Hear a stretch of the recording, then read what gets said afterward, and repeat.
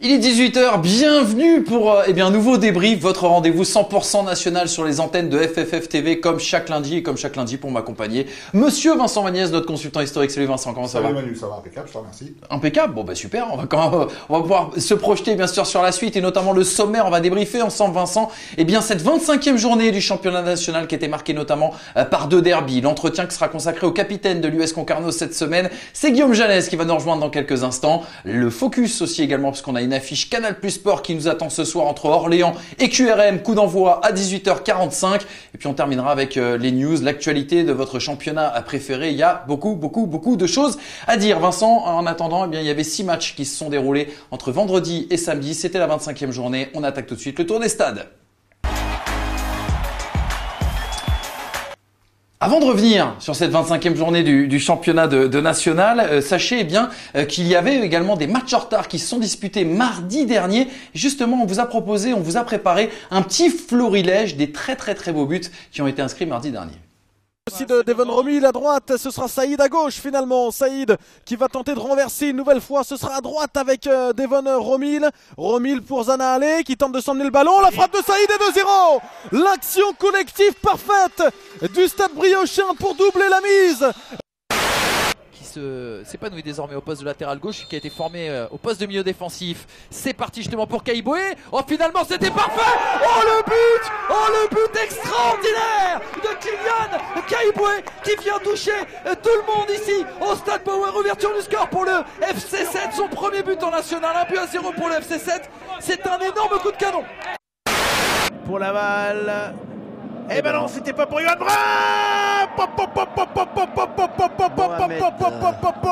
Mohamed Ouada, le coup franc parfait. Il a surpris tout le monde, y compris la tribune et les commentateurs. Je vous avais promis des beaux buts. Ce qui a surtout surpris les commentateurs, mon cher Vincent, c'est l'utilisation de ce popo. Bien évidemment, je sais que ça vous a laissé pantois, vous m'en avez parlé toute la semaine, mais je vous propose que sans transition, on attaque la 25e journée du championnat national avec un premier derby entre Villefranche et Bourg-en-Bresse. Match nul, 1 but partout. Adrien Dabas avait ouvert la marque à la 6e minute de jeu. Guillaume Cousse, dans le temps additionnel de la première période, venait égaliser, 1 but partout. Ça vous inspire quoi, Vincent? Oui, en plus, Alain Pochat, depuis son arrivée à Bourg, c'était 6 points de match, donc il se déplaçait effectivement sur la pelouse de Villefranche très en confiance. Alors même s'ils ont beaucoup souffert en première mi-temps, ils n'ont pas plié, ils ont même égalisé. Alors la deuxième mi-temps a été beaucoup plus serrée, il y a eu des occasions des deux côtés, puis à un moment donné, ça s'est transformé plutôt en contestation que plutôt que de continuer à jouer. Alors j'avais un coach, Alex Dupont, à l'époque, qui disait souvent finalement, ce derby, on en faisait une montagne, mais finalement, la montagne, elle a accouché d'une souris. Je vous laisse méditer. Ça sera l'occasion de méditer. On voit la barre transversale et cette belle occasion également pour Bourg en toute fin de match. On va tout de suite écouter, nous, Guillaume Cousse, l'homme par qui est venue l'égalisation sur penalty. Guillaume Cousse qui, évoque notamment cette rencontre et ce derby assez particulier. Déjà, on a eu du mal à rentrer dans le match. On a eu 20-25 minutes difficiles. Ils nous ont pris à la gorge, ils ont pressé haut et on n'a pas su les contrer, les repousser. Après, on a bien réagi et le plus important, c'était de pas perdre. Comme tu l'as dit, il y a quelques semaines, on l'aurait sûrement perdu. Un nouvel élan, de la confiance, de la positivité. Je pense que c'est ça qui a changé un peu la donne, mais les joueurs sont toujours les mêmes, hein. J'ai fait des meilleures saisons et j'ai beaucoup moins staté les saisons d'avant. Donc, je sais pas l'expliquer. Franchement, j'ai pas mal de réussite. Après, il y a eu quelques pénaux. Après Guillaume Cousse, c'est à Hervé Delamager, le tout nouveau coach du côté du FC Villefranche-Beaujolais, à qui on donne forcément, la parole.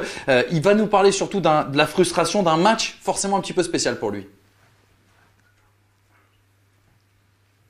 Ouais, pour les deux coachs, hein, on sait que pour Alain aussi, ça doit être certainement spécial. Après, je pense que ni lui ni moi avons voulu en faire une affaire personnelle. En tout cas, c'était un match particulier. Oui, forcément, on peut pas nier. Où beaucoup de personnes se connaissaient dans les deux camps. Après, voilà, ça restait un derby et ça restait surtout un match à 3 points et un match important pour les deux équipes. Sur les 4 premiers matchs qu'on a effectués, c'est vrai qu'on aurait mérité dans le contenu d'obtenir plus de points. Après, sur ce match-là, je dirais que c'est plus aussi Pour moi, une grossière erreur d'arbitrage qui fait qu'on prend pas les 3 points et c'est dommageable dans la période où on est d'avoir une décision qui vient entacher notre résultat, quoi, parce que je pense que sans ça, les 3 points étaient acquis. L'aspect offensif, c'est vrai qu'on y travaille beaucoup depuis que je suis arrivé, parce qu'on sait que c'est là où on est en déficit. Mais après, on peut pas tout maîtriser non plus. Et là, en l'occurrence, cette décision-là nous pénalise beaucoup. Hervé Dalamadjor, à qui on donnera notamment la parole, vous le verrez tout à l'heure dans les news. Il nous parlera de ce nouveau projet, de ses nouveaux objectifs aussi également avec les Tigres caladois. On passe à une autre rencontre. Le FC Bastia Borgo accueillait le Sporting Club de Lyon. Le FC Bastia Borgo qui a mené 2-0 grâce à Isidore et Couturier. Mais c'était avant que De Coquet et Bottella dans les 10 dernières minutes de jeu permettent aux Lyonnais d'enchaîner avec un 4e match sans défaite, Vincent.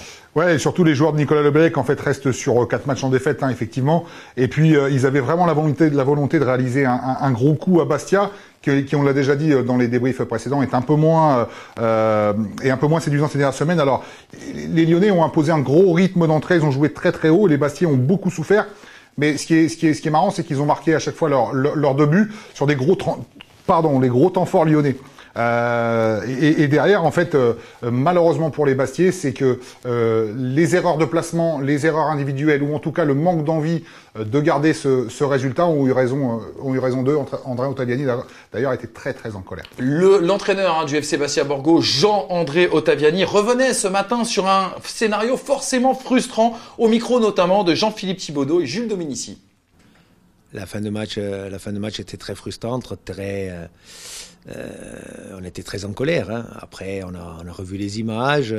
Aujourd'hui, c'est lundi et on se projette déjà sur Villefranche. Il faut passer à autre chose.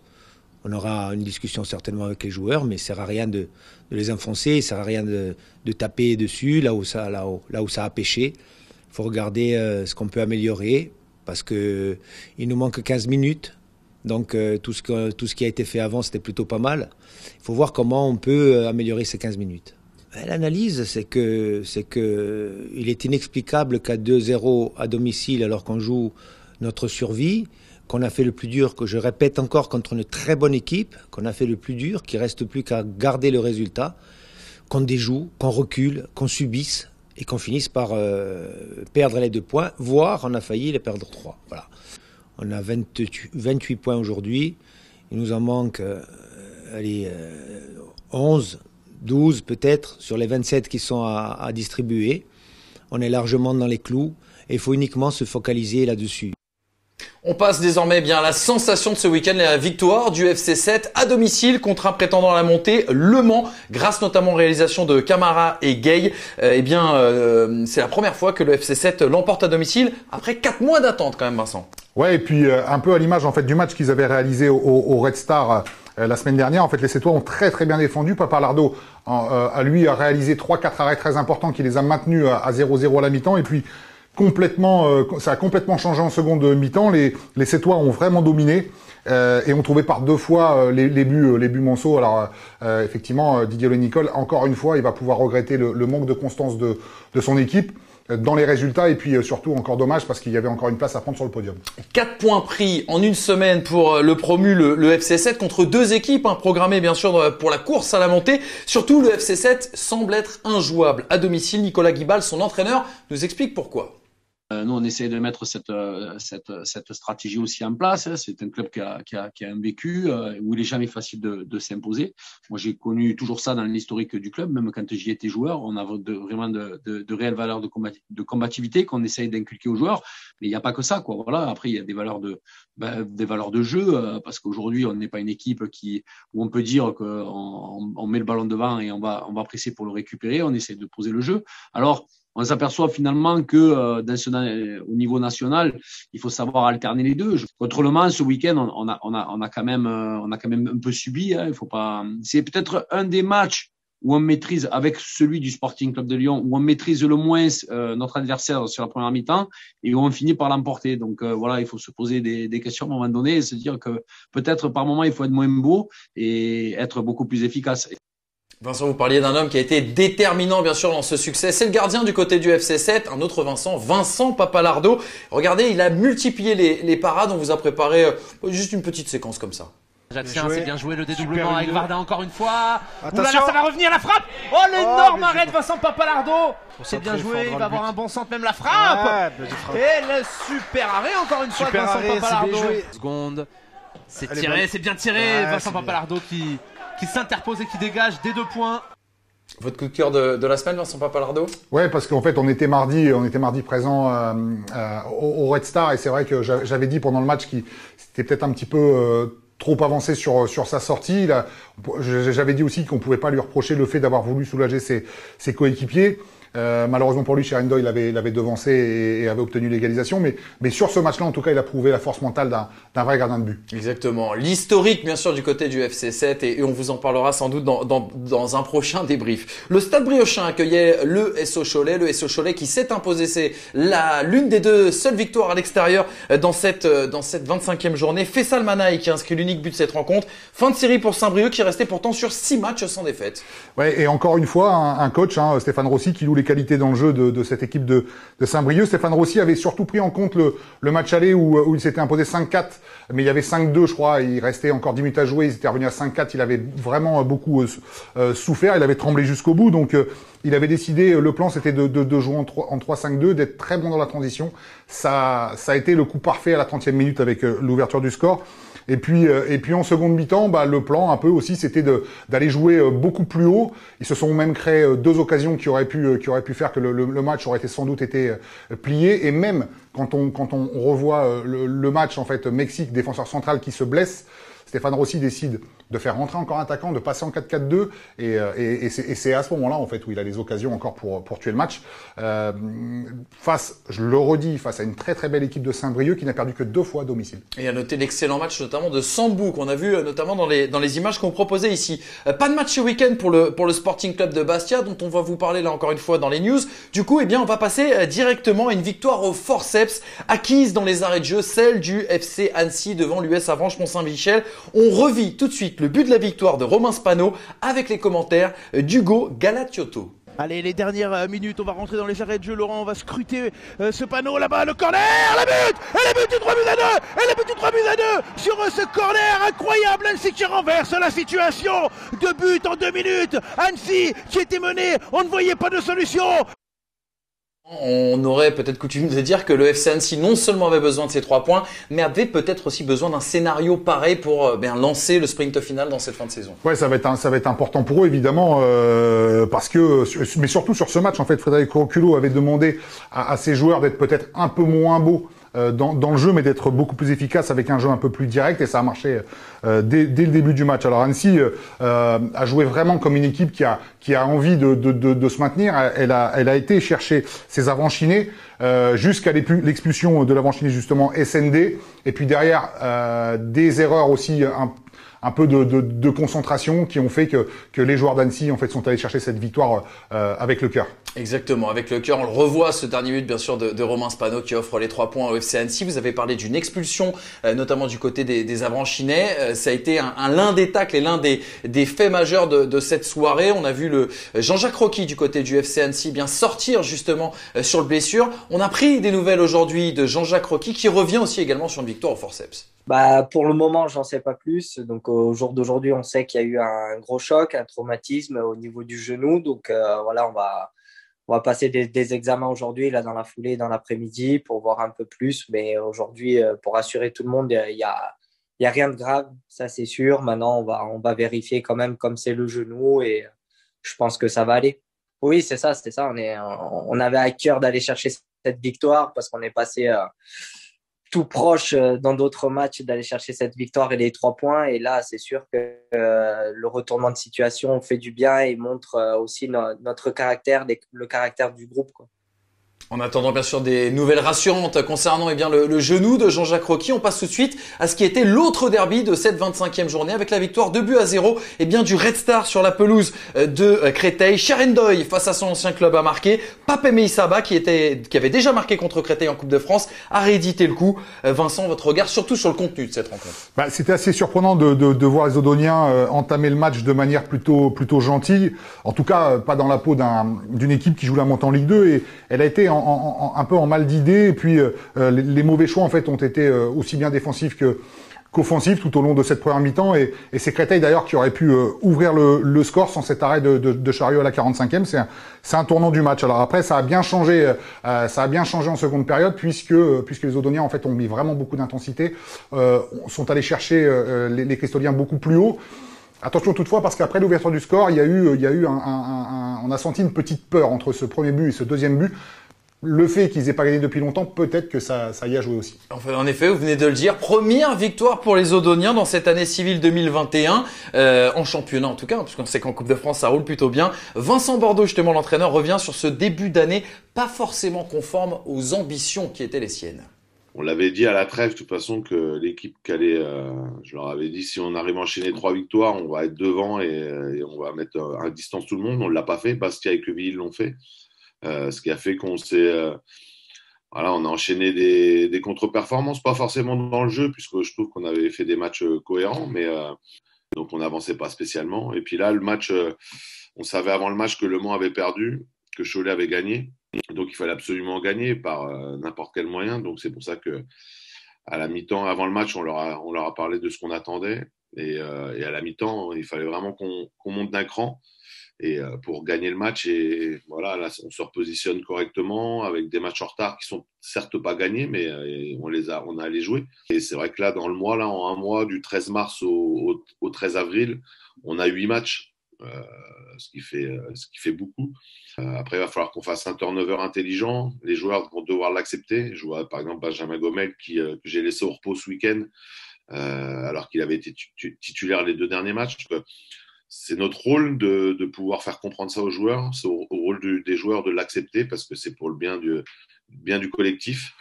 Mais c'est vrai que c'est un vrai marathon et même je sais même pas si le PSG à ce rythme-là avec la Ligue des Champions. Donc on n'a pas les mêmes moyens pour récupérer, mais on va essayer de le faire au maximum parce qu'il y a un enjeu au niveau du championnat qui est très important pour le club parce qu'avec le projet du club sur le stade et le centre d'entraînement, et il va falloir sportivement qu'on arrive à atteindre l'objectif fixé par le président.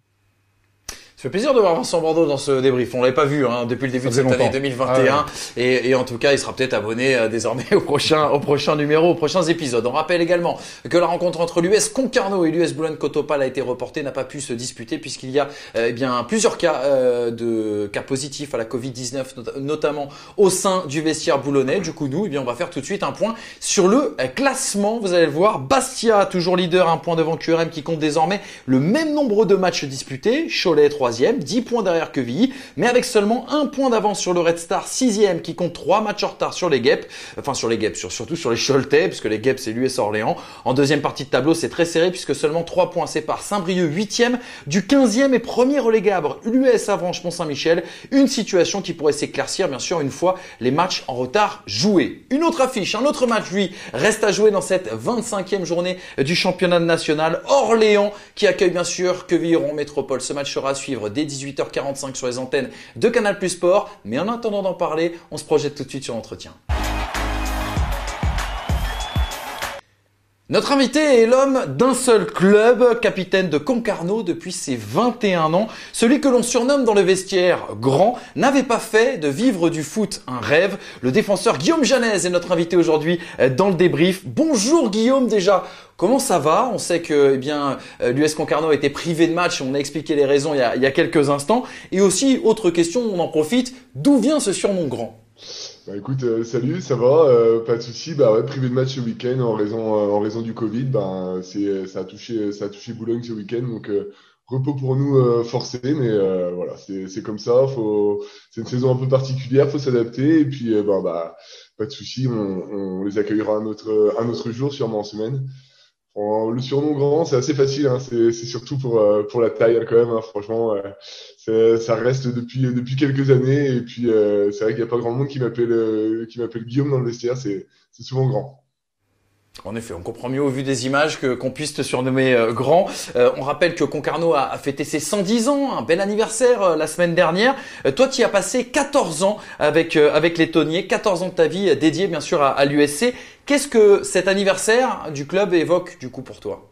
Bah écoute, Moi, 110 ans, c'est vrai j'ai eu la chance de fêter les 100 ans, les 100 ans. Là, c'est vrai que c'est un peu particulier. J'aurais bien voulu fêter ça avec les supporters, les bénévoles et tous les dirigeants et les 110 ans. Mais cette année, je pense que ce sera un peu compliqué. Mais voilà, moi, je suis arrivé là, c'est ma 14e année. Je suis né à Concarneau, j'ai vécu un petit peu à côté. J'ai pas grandi vraiment à Concarneau, mais après quand j'ai intégré le club, tout de suite ça a été un grand kiff. Donc pour l'instant l'aventure continue.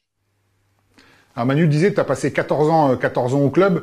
Tu es certainement l'un des meilleurs joueurs à ton poste dans ce championnat. Et même quand tu étais sous contrat amateur, tu as toujours refusé de partir malgré les propositions. Pourquoi ? Je pense qu'on s'est bien trouvé. Voilà, moi c'est un club qui me laisse, c'est un club familial. C'est des valeurs que j'aime. Il y a pas de problème. On est assez libre derrière de faire ce qu'on veut. Donc c'est vrai que par rapport à ça, c'est très intéressant, quoi. On a souvent dit que le modèle de l'US Concarneau était calqué sur celui du FC Lorient. Est-ce que c'est toujours le cas ? C'est vrai que c'était surtout vrai un peu plus dans le passé où beaucoup de joueurs avaient franchi et étaient à Lorient et ceux qui ne passaient pas le cap de passer professionnel finissaient à Concarneau. Et c'est vrai que c'est la même philosophie de jeu, c'est pareil, on veut jouer. Et après, je pense que c'est aussi des valeurs, c'est des valeurs un peu bretonnes où voilà, c'est le travail, c'est des choses comme ça, de la rigueur et du travail. Donc je pense que c'est plus que de parler de philosophie de jeu, c'est surtout les valeurs qui sont représentées dans ces deux clubs. On parlait du FC Lorient, toi tu y es passé notamment en centre de formation et tu avais cette phrase que je trouvais très intéressante. Tu disais à ce sujet: je n'avais pas la mentalité à l'époque pour percer dans ce milieu. Je suis revenu du coup à 18 ans au FC Quimperlé en DSR. Je préférais jouer avec les copains. Si tu pouvais nous expliquer un petit peu plus le sentiment qui était le tien à l'époque. C'est vrai qu'après les centres de formation, c'est pas non plus tout rose entre guillemets, hein, mais c'est vrai que c'est un peu un monde où faut déjà avoir une mentalité, vouloir se faire une place, des choses comme ça. Et moi, je pense qu'à 15 ans, j'avais pas ce mental-là, ce mental de gagneur clairement. Et c'est vrai que j'étais un peu plus réservé. Donc, je pense que c'est pour ça que j'ai pas réussi à m'imposer. Mais après, c'est un parcours de vie, c'est comme ça. Il y a pas de regret forcément par rapport à ça, quoi. On a eu la chance avec Manu justement de suivre la montée en nationale de Concarneau en 2016 et depuis 2 ans en fait de voir le club de Concarneau passer d'un statut très amateur à un club qui se professionnalise. Je pense que c'était obligatoire, il fallait venir pour le bien du club. Alors après oui, c'est sûr que nous à un moment donné on était plus à travailler. Moi j'ai arrêté de travailler il y a 2 ans. On travaillait tous, on s'entraînait après le soir, mais c'est vrai qu'après il y avait ceux qui avaient des contrats, ceux qui n'avaient pas de contrat, c'était un peu compliqué. Et je pense que c'était une étape obligatoire pour que le club grandisse et que pour après que les joueurs soient aussi dans les meilleures conditions pour pouvoir enchaîner les matchs, parce que le national c'est long, c'est même s'il y a il y a les entraînements, mais après c'est surtout les déplacements, les choses comme ça qui font que ça tire beaucoup de jus. Donc le fait de faire que ça, quand même, ça permet de récupérer beaucoup plus facilement. On t'avait rencontré il y a quelques années, tu nous avais fait cette confidence, celle que bien sûr tu ne rêvais pas de vivre du foot. On sait que tu as longtemps travaillé à côté de ton activité de footballeur, notamment dans une entreprise qui fabriquait, je crois, des portails et des clôtures. En fait, c'est tout simple. Après, moi, j'ai vu que c'était comme ça, c'était mon rythme de vie. Donc après, moi, le fait de travailler à côté, je trouvais que ça m'apportait d'autres choses. Je rencontrais d'autres gens, j'avais une autre passion entre guillemets, quoi. Mais c'est vrai que j'avais une autre occupation, je rencontrais d'autres gens. J'étais dans une super boîte avec laquelle ça se passait très bien. J'adorais mes collègues, donc c'est vrai que c'était pas le but ultime de ne faire que du foot et de vivre que ça. Mais bon, force est de constater qu'aujourd'hui, quand même, je suis très content de vivre de ça. Et c'est vrai que c'est un autre rythme de vie, mais c'est très bien quand même. On sait qu'il y a seulement 6 joueurs qui sont restés à Concarneau l'été dernier. L'effectif a forcément beaucoup bougé. Le staff aussi. Toi, en tant que capitaine, il a fallu retrouver tes repères. Après, clairement, je pense que c'est le lot du national et les effectifs. Voilà, en national 2, je pense que les effectifs ils changent quand même tous les ans. Il y a beaucoup d'arrivées, beaucoup de départs. Donc c'est vrai que là, après, il y avait un nouveau coach qui arrivait. Donc c'est vrai qu'après, il y a eu un gros changement. Donc on n'est plus que 6, mais depuis quelques années, ça se passe un peu comme ça tous les ans. Il y a pas grand monde qui reste, et puis beaucoup de joueurs à intégrer derrière. Donc c'est sûr que sur les premiers matchs, c'est pas facile. Faut trouver les marques. Là, en plus, on avait été arrêté longtemps avec le Covid. Donc c'est surtout sur le début d'année où c'est un peu compliqué de trouver les repères avec les nouveaux joueurs. Mais après, ça se fait bien, et je pense que entre guillemets, malheureusement, il n'y a pas le choix. C'est comme ça. C'est le lot du national, avec un gros brassage tous les ans de l'effectif. Tu viens d'évoquer le mois de septembre dernier, et tu l'as très bien dit, malheureusement l'US Concarneau a été touché par la Covid. Tu as été toi-même touché par la Covid-19, tu as mis du temps notamment à revenir sur les pelouses. Raconte-nous un petit peu cette expérience forcément négative, mais vue par le prisme d'un sportif de haut niveau. C'est vrai que j'ai été touché, c'était en septembre, je crois. Franchement, je pensais pas que ça allait m'atteindre à ce point-là, parce que voilà, je me considérais comme jeune et en forme, hein, donc et en bonne santé, donc voilà, je pensais pas que j'allais être aussi séché que ça, mais bon, j'ai eu 15 jours compliqués, notamment une semaine où j'ai dû rester pas mal au lit à me reposer, et puis après, quand on a dû revenir pour les entraînements, j'ai très vite compris que j'avais du mal à respirer. Après, c'est comme ça. Je pense que si j'avais fait un autre métier que sportif de niveau, j'aurais pu reprendre le travail sans trop d'arrêt. Mais c'est vrai que là, je me sentais pas de pouvoir enchaîner les matchs et les séances d'entraînement. J'avais très vite le souffle coupé. Donc après, c'est vite revenu à la normale. Et puis aujourd'hui, il y a pas de séquelles. La semaine dernière, dans le débrief, on évoquait la doublette que tu formes avec Peter Wané. On a un peu avec Manu, et puis d'autres personnes, la sensation que vous pourriez être l'une des meilleures charnières centrales de ce championnat. Comment ça se passe justement sur et en dehors du terrain? Peter, c'est quelqu'un qui est très fort. Enfin, franchement, c'est un plaisir de jouer avec lui. Il est à l'écoute, il est à l'écoute, et lui aussi parle beaucoup. Donc je pense que dans une charnière, c'est ça qui est la clé quand même, la communication. On se parle beaucoup sur le terrain. En dehors, à chaque fois que je lui donne des petits conseils, du coup, il écoute.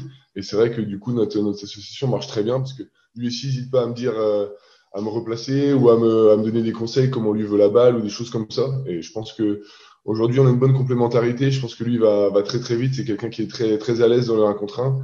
Moi, j'ai un peu plus de difficultés aujourd'hui à courir après les attaquants, mais donc voilà, je pense que là-dessus, on se complète bien dans nos caractéristiques physiques.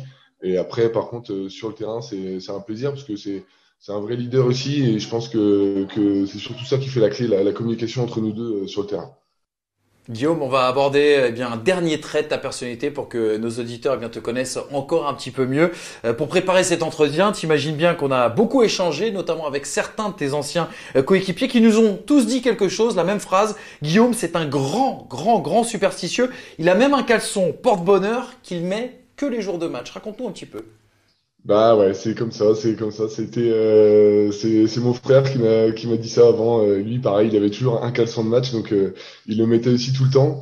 Bon, je t'avoue que cette année, j'étais obligé de changer de caleçon, parce qu'après 14 ans, il était un peu il était un peu passé, donc cette année j'ai changé, mais j'ai quelques superstitions comme ça. Je lave jamais mes chaussures, mon brassard, je le lave que quand on a perdu.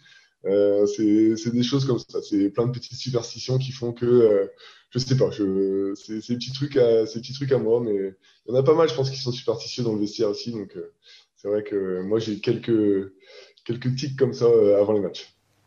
Le caleçon porte-bonheur, Vincent, c'est pas une légende dans le foot, hein, on peut le dire. Il y a de grands superstitieux dans le football. Oui, de grands superstitieux. D'ailleurs, moi-même, c'est vrai que le caleçon, je gardais toujours le même. Il a dû être cousu à peu près 20 fois. Ouais, c'est ça. 600 matchs, monsieur Vincent Magnès, entre Ligue 2 et National 3. Autant vous dire, le caleçon à la fin de la carrière, comment il pouvait être. Merci beaucoup, Guillaume, surtout de nous avoir accordé, du temps, et surtout au plaisir de se recroiser au bord des terrains. Ça marche. Salut, Manuel. On souhaite en même temps un joyeux anniversaire à l'US Concarneau, 110 ans depuis la semaine dernière. Et en attendant, un match nous attend ce soir. Il va opposer dans quelques minutes l'US Orléans à Quevilly-Rouen Métropole. C'est l'heure justement du focus sur l'affiche Canal+. Orléans Orléans, QRM. C'est la grande affiche, bien sûr, de clôture de cette 25e journée du championnat national. Coup d'envoi prévu à 18h45 sur les antennes de Canal+ Sport. Vincent, on va évoquer la dynamique de ces deux équipes avant le coup d'envoi justement de cette 25e journée. Orléans toujours invaincu en championnat en 2021. L'USO qui reste sur 9 matchs sans défaite, 11 points pris sur 15 possibles. Les Guêpes qui sont sur une meilleure dynamique que Quevilly en métropole. Il faudra aussi se méfier de la 3e attaque du national de Carnegie Antoine, la belle révélation. Issa Soumaré, récemment décisif, et Gaëtan Perrin qui aime se muer aussi bien passeur que buteur. Du côté de QRM, ça pioche un peu ces dernières semaines, notamment du fait des blessures ou gênes musculaires de certains cadres. Mais les hommes de Bruno Irles tiennent le meilleur bilan de la division à l'extérieur. On évoquait l'attaque de l'USO, celle de QRM n'est pas en reste avec bien sûr 37 buts inscrits et le deuxième meilleur bilan derrière Bastia. Vincent, est-ce que cela veut dire nécessairement qu'on aura une affiche pleine de buts ce soir? En tout cas, il y en a eu au match aller puisqu'il y a eu c'est Quevilly qui a gagné 3-1 contre Orléans. Mais au-delà du résultat, ce qui avait été super intéressant, c'est que Orléans même réduit à 10 dès la 15e minute avait quand même tenu la dragée haute à Quevilly. Alors, vous savez, vous en avez pris l'habitude également. Quand on parle d'une affiche Canal+ Sport, il faut évoquer le match dans le match. Le duel qui pourrait peut-être faire basculer, cette rencontre, en tout cas sur un détail. Vincent, ça va être un duel, je crois, d'attaquants et de défenseurs. Vous commencez avec l'US Orléans. Qui avez-vous choisi? Gaëtan Perrin, j'en parle assez souvent, de ce joueur parce que c'est pour moi et beaucoup d'observateurs certainement l'un des meilleurs joueurs de ce championnat cette saison avec 8 buts et 8 passes décisives. C'est forcément le maître à jouer de son équipe, le leader technique aussi. Son talent, son intelligence, son toucher de balle lui permet d'être depuis septembre le meilleur passeur de ce championnat. Il a été formé à Lyon et c'est surtout le seul joueur à avoir été nommé 2 fois pour le titre de joueur du mois. Exactement. Il y a eu 2 dans l'histoire du national. On en est à la 2e élection du joueur du mois et il faut dire que Gaëtan Perrin à 100% des cas était dedans. C'est qu'il y a peut-être sans doute quelque chose en tout cas du côté de ce garçon-là. Là on va le voir à la passe, mais on l'a vu aussi également très très adroit devant le but. Bon, oui. Mon cher Vincent. Oui, vous direz quelque chose? Non, je me dis, mais donc toi, t'as choisi qui alors? Alors moi j'ai pris un défenseur, forcément, peut-être le face-à-face, le vis-à-vis en tout cas de Gaëtan Perrin ce soir. C'est Romain Padovani, une vieille connaissance, Vincent, du championnat de national, l'ancien Camblisien qui est promu capitaine depuis son arrivée cet été du côté de QRM. Il faut dire que Bruno Irles était son formateur à Monaco. Il le connaît donc très bien et avait essayé de le faire venir avec lui en Moldavie puis à Pau. Padovani qui a une grosse expérience en national, qu'il a connu à Fréjus et à Chambly. Ce qui est intéressant, c'est le rôle de stopper que lui a donné Bruno Irles, qu'il avait déjà occupé par le passé avant d'évoluer plus haut au milieu de terrain. Il est dur sur les duels, ce garçon, il a un bon timing aérien, une très belle qualité aussi également de relance. Et puis, s'il n'avait pas été expulsé contre Boulogne, il serait le joueur de champ le plus utilisé par Bruno Irles. Il n'a manqué qu'une seule rencontre du fait de sa suspension. Mais on l'a bien compris, Vincent, c'est un cadre en tout cas de cette équipe de Quevilly en métropole. Toujours étonnant de voir un nouvel arrivant comme ça prendre le brassard directement dès son arrivée. C'était le cas, je crois, d'Edouard Daillé aussi du côté du Red Star. Oui, en tout cas Padovani, c'est parce que forcément il a les qualités de footballeur, mais il a certainement aussi, c'est sûr, si Bruno Irles lui a donné le brassard de capitaine, c'est qu'il a aussi ses qualités en dehors du terrain. C'est un meneur, c'est un joueur qui s'est emmené en fait son équipe avec lui et il fait énormément de bien à cette équipe de Quevilly. Bon, en tout cas, on aura une réponse sur notre duel, bien sûr, à partir de 18h45. Rendez-vous sur Canal+ Sport pour cette affiche entre l'US Orléans et Quevilly en métropole. Je crois que j'étais pas mal dans le dernier duel, Vincent. On reverra les précédentes émissions, mais on aura l'occasion d'en parler. Allez, c'est l'heure de parler d'actu un petit peu. Et il y a quelques news intéressantes. 3 informations à partager avec vous et on commence avec une belle histoire, mon cher Vincent. Bastia qui a été recueilli, on peut le dire ainsi, par le Paris Football Club. Vendredi, le Sporting était en transit à Paris lorsqu'ils ont appris que leur match du samedi contre Laval était tout simplement reporté du fait de plusieurs cas de Covid-19 au sein du vestiaire Tango. Pas d'avion, pas de terrain pour s'entraîner. Les hommes de Mathieu Chabert ont donc été accueillis du côté du PFC. Oui, surtout on sait que le président du Paris FC, Pierre Ferracci, est originaire du sud de la Corse. Mais le Sporting Club de Bastia, c'est le club corse. Donc ça a été très rapidement trouvé. L'accord a été très rapidement trouvé entre les dirigeants. Et puis il y a eu une proposition, ça je sais de la part de Frédéric Hébert, en fait, qui nous a dit aussi qu'il y a une proposition de match qui avait été faite pour pour compenser un peu justement, puisque le PFC devait jouer contre la réserve de Lille et que le centre de formation étant fermé, ils se sont dit tiens pourquoi pas jouer contre Bastia, mais Mathieu Chabert a refusé parce qu'il avait déjà un peu tout préparé. Eh bien, on n'aura pas le droit, en tout cas, à un PFC Sporting Club de Bastia, peut-être l'année prochaine. Allez, on touche du bois, bien sûr, pour tous les supporters du Sporting qui nous regardent. La deuxième info, c'est le projet. Je vous en parlais un petit peu en début d'émission. Le projet d'Hervé Della Maggiore. Ça fait, depuis ce week-end, un mois qu'Hervé Della Maggiore a pris la suite d'Alain Pochat du côté du FC Villefranche-Beaujolais. L'ancien Burgien qui a pris le temps ce week-end de nous parler de sa prise de poste, mais plus largement, de ses ambitions pour les Tigres caladois. On l'écoute. Après mon aventure ajaxienne et ma fin d'expérience à Bourg, je voulais vraiment retrouver un projet où il fallait que je retrouve de l'humain, avec des vraies valeurs qui me correspondent, et je pense que ça va vraiment fait le bon choix en signant à Villefranche. En tous les cas, le premier mois montre que je me suis pas trompé, en tout cas sur ce que j'avais en tête et à l'idée de ce club, aussi bien dans les joueurs, dans le staff qui était en place, et puis aussi au niveau de la direction. Aujourd'hui, écoute, ça se passe très bien. Alors, c'est sûr que c'est un club qui est à construire, mais bon, j'ai l'habitude. C'est ce que j'ai fait à Bourg. Je pense qu'on m'a choisi aussi pour ça. Je vois beaucoup de similitudes entre les deux clubs, à mon arrivée à Bourg et mon arrivée à Villefranche aujourd'hui. C'est vrai que c'est des clubs qui ont encore beaucoup de jobs à faire sur toute l'organisation, sur toutes les infrastructures. Il n'y a pas que le sportif. Aujourd'hui, le sportif, c'est bien. Il faut se maintenir cette saison. Essayer de travailler pour faire mieux la saison prochaine. J'étais toujours parti du principe, de ce principe-là à Bourg. C'est vrai que toutes les années, je voulais, l'ambition pour nous, c'était de faire mieux que l'année d'avant.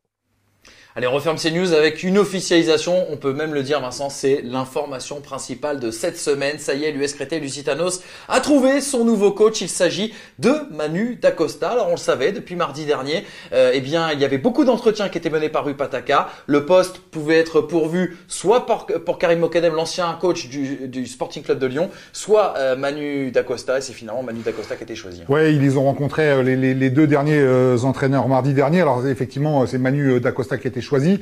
La première raison, je pense que c'est il connaît énormément ce championnat. C'est quelqu'un qui le maîtrise, ce championnat, parce qu'il l'a fait avec Queville et Lyon et le Sporting Club de Lyon. Malheureusement pour lui, le Sporting Club de Lyon, ça s'est pas passé comme il l'aurait souhaité, mais en tout cas aujourd'hui il est à Créteil, et puis peut-être aussi parce que l'avantage qu'il a, c'est qu'il est portugais, que tout le staff de Carlos Secretario de l'époque est resté portugais et portugais aussi.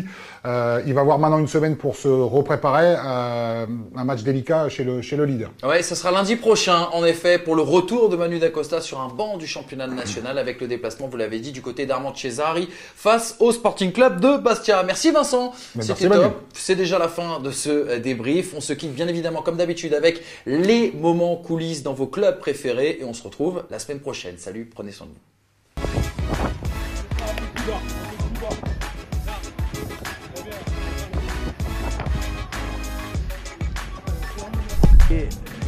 C'est très mal joué de la part d'Annecy. Attention, parce que là le contre il est parti de Lecroix qui est obligé de sortir, heureusement. C'était magnifiquement joué. Bien joué, merci.